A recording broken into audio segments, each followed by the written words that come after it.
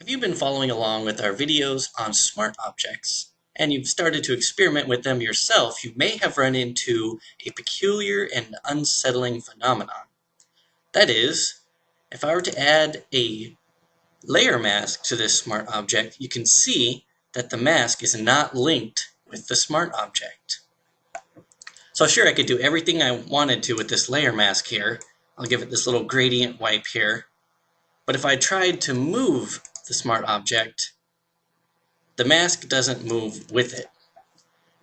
So there are a few different workarounds, and we'll show you at least two of them here. So let me just get rid of this here.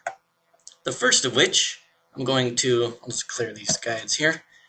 I'm going to create a new layer underneath this smart object right here. So I'm going to press Control, and while I'm holding Control, I'm going to click the new layer icon. That's Command on a Mac, by the way.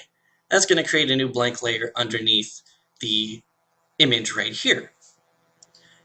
Now I'm going to Control or Command click on the image thumbnail to load this selection as a blank selection on this new blank layer. And then I'm just going to press Alt Backspace to fill it with a color. So now on this blank layer, or actually not blank layer anymore, I basically have a shape that's exactly the same size as the layer above it.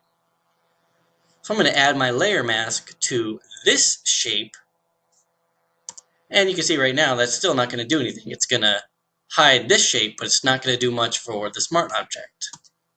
But if I were to make this smart object a clipping mask with this square right here, by holding Alt, that's Option on a Mac, you can see my cursor changes into the little clipping mask icon, and click right in between the lines, I've now created a clipping mask for this shape here.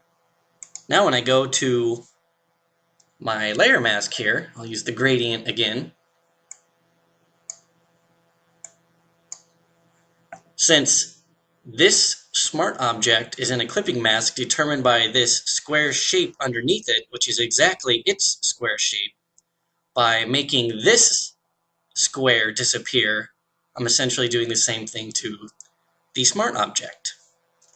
And so if I link the two layers and move them around, the mask goes with me. So that's sort of the complicated method of getting around, the complicated workaround rather, for the layer mask issue.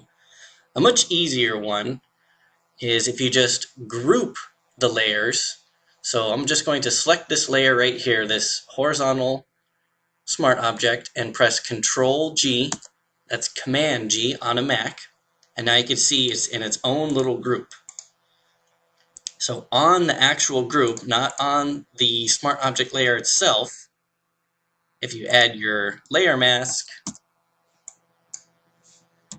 and then move the group around, the layer mask moves with you.